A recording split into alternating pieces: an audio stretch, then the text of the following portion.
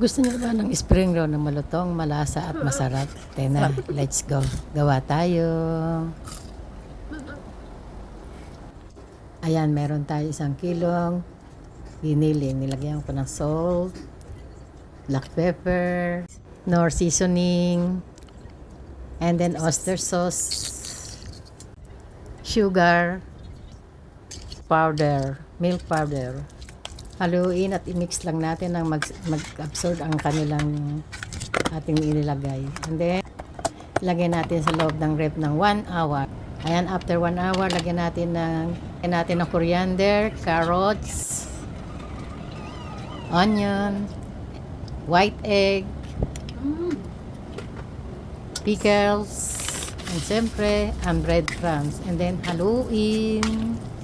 At siyempre, hindi mawawala ang ating cheese para sa ating spring roll. Lagyan natin, gadgadin, at saka natin haluin.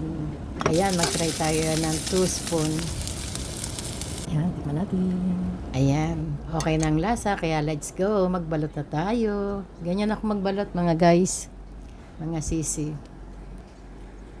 Sige, balot, ang lola. At siyempre, may bumubulong sa likod ko. Mag-try daw ako at gusto daw niyang matikman. Kaya ayan, Magluluto tayo ng 4. Itatry luto doon. tayo ng 4 pieces para sa ating mistisa Chloe. Ititry daw niya kung masarap, malutong at maslasa.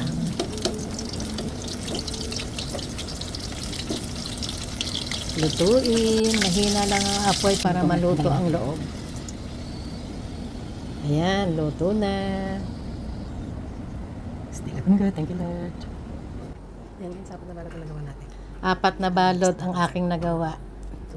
Doon sa aking mga binalot na spring roll. Ayan, malamig na.